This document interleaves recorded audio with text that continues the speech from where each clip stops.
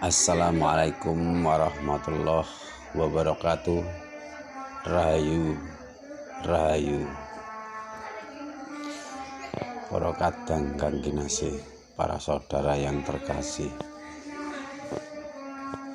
Kita sekarang sudah memasuki episode atau bab kelima yang berjudul Pupuh Kinanti, yang berisi 67 bait yang menceritakan ajaran Nabi Khidir kepada Kanjeng Sunan Kalijogo tentang ilmu yakin, ainul yakin, hakul yakin, ma'rifatul yakin, dan iman hidayat, serta sifat-sifat yang terpuji. Nabi Khidir berkata lembut dan manis yang isinya bercampur perlambang dan sindiran. Umpamanya ada orang yang membicarakan sesuatu hal, lotnya seharusnya baik, nyatanya lotnya justru bumbunya bercampur dengan rahasia yang terasa jiwa sebagai jiwa suci. Nubuat yang penuh rahasia itu sebenarnya rahasia ini, yaitu ketika masih berada di sifat jamal, ialah johar awal. Bila sudah keluar menjadi johar akhir yang sudah dewasa, yang awal itulah rahasia sejati. Si johar akhir itu ternyata dalam satu wujud, satu pati dan satu hidup dengan johar. Ketika dalam kesatuan satu wujud, satu raksa, satu hidup menyatu dengan johar awal. Adapun johar akhir ialah satu wujud dalam keadaan sehidup semati. Segala ulah johar akhir selamanya bersikap pasrah. Sedangkan johar batin ini ialah yang dipuji dan disembah. Hanyalah Allah yang sejati. Tidak ada sama sekali rasa sakit, karena sebenarnya kamu ini nukat gaib, ialah nukat gaib. Ketika di masa awal ia tidak hidup juga tidak mati, dan sebenarnya yang dikatakan nukat itu tidak lain gaib jugalah namanya. Sudahlah, tiba datang nukat, yaitu nukat yang sudah hidup. Sejak dulunya dicipta menjadi alif.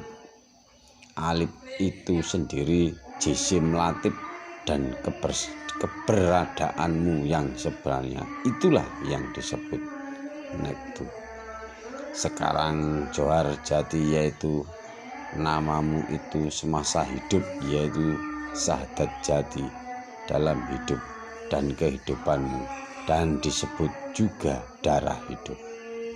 Darah hidup itu sendiri ialah yang dinamakan Rasulullah, Rasul sejati. Syahadat jati adalah darah, yaitu tempat segala zat makhluk merasakan rasa yang sebenarnya tentang hidup dan kehidupan, sama dengan satuan Jibril, Muhammad, Allah. Ketiganya dan keempatnya adalah yang disebut darah hidup. Jelasnya coba perhatikan orang mati.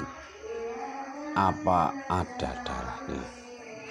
Darah itu hilang. Hilangnya bersama dengan sukma. Sukma atau roh hilang adalah kembali pada alif tersebut. Sukmo yang hilang dan kembali kepada alif disebut roh idofi. Pengertian jisim latif atau yang disebut jisim latif ialah jisim angling yang sudah ada terdahulu kala, yaitu alif yang disebut angling. Padahal alif itu tanpa mata, tidak berkata-kata, tidak mendengar, tanpa perilaku, tidak melihat, dan itulah alif yang arti sebenarnya lugawi alif jatuh, bertempat pada nukotnya. Keberadaannya menjadi alif itu karena dijabarkan. Bukankah roh idofi itu bagian zatullah? Setelah diajarkan semua pelajaran sampai selesai tentang roh idofi yang menjadi inti pembahasannya, adapun wujud sesungguhnya alif itu asal dan muasalnya berasal dari johar alif yang dinamakan kalam karsa. Timbullah hasrat kehendak Allah itu menjadikan terwujudnya dirimu. Dengan adanya wujud dirimu menunjukkan akan adanya Allah dengan sesungguhnya. Allah itu tak mungkin ada dua, apalagi tiga. Siapa yang mengetahui asal muasal kejadian dirinya? Saya berani memastikan bahwa orang itu tidak akan membanggakan dirinya sendiri. Adapun sifat jamal ialah sifat yang selalu berusaha menyebutnya bahwa pada dasarnya adanya dirinya karena ada yang mewujudkan adanya. Demikianlah yang difirmankan Allah kepada Nabi Muhammad yang menjadi kekasihnya. Kalau tidak ada dirimu, saya Allah tidak akan dikenal. Hanya dengan sebab adanya kamulah yang menyebutkan akan keberadaanku, sehingga kelihatan seolah-olah satu dengan dirimu adanya aku. Allah menjadikan ada dirimu. Wujudmu menunjukkan adanya wujud zatku.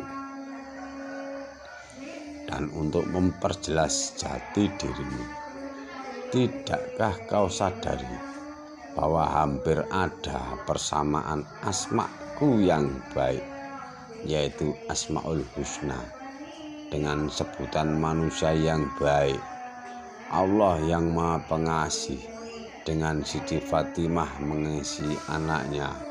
Itu semua kau maksudkan untuk memudahkan penggambaran perwujudan tentang diriku, padahal kau tahu aku berbeda dengan dirimu yang tidak mungkin dapat disamakan satu sama lain, dan kamu pasti mengalami kesulitan dan tidak mungkin dapat melukiskan atau menyebutkan asmaku dengan setepat-tepatnya.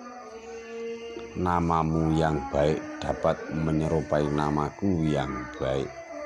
Apakah kamu dapat meraih sebutan nama yang baik itu, baik di dunia maupun di akhirat? Kamu ini merupakan pewaris Muhammad Rasulullah, sekaligus Nabi Allah. Ya ilahi, ya Allah Tuhanku, saya memohon mudahkanlah segala urusanku. Mudahkanlah, jauhkanlah segala bala bahaya yang ada di jalan maupun di rumah. Amin, amin ya rabbal alamin. Di bab nomor 17 ini, yang nomor 17 di sini ada sebaiknya di titik-titik ini kita mengisi satu doa. Jadi saya panjatkan doa, saya mewakili semua pendengar. Semoga segala hajat dikabulkan oleh Allah, dimudahkan segala urusan, dijauhkan dari segala dan bencana di rumah maupun di jalan, di laut maupun di langit maupun di air. Nabi Khidir mengakhiri pembacaan firman Allah Subhanahu wa Ta'ala, kemudian melanjutkan memberi penjelasan pada Sunan Kalijogo. Tanda-tanda adanya Allah itu ada pada dirimu sendiri. Harap direnungkan dan diingat betul. Asal mula alif itu akan menjadikan dirimu bersusah payah selagi hidup. Melanjutkan penjelasan pada Sunan Kalijogo. Tanda-tanda adanya Allah itu ada pada dirimu sendiri. Harap direnungkan dan diingat betul. Bagi orang yang senang membicarakan dan memuji dirinya sendiri, akan dapat melemahkan semangat usahanya. Antara tidak dan iya penuh kebimbangan. Sedang yang dimaksudkan dengan johar budi ialah bila sudah mengetahui maksud dari budi iman, yaitu menjalankan segala tingkah laku dengan didasari keimanan kepada Allah. Alif tercipta karena sudah menjadi suratan ketentuan yang sudah digariskan. Sesungguhnya alif itu tepat kelihatan apa adanya, tidak dapat berubah. Itulah yang disebut alif. Adapun bila terjadi perubahan, itulah yang disebut alif adi, yang menyesuaikan diri dengan keadaan. Mutiara awal kehidupan, yaitu yang atau disebut dengan johar awal, dimaksudkan dengan kehidupan tempo dulu yang betul-betul terjadi, sebagaimana tinja, junub, dan jinabat. Johar awal ibarat bebauan atau aroma, akan tiba saatnya, tidak boleh tidak akan kita laksanakan dan rasakan di dalam kehidupan kita di dunia.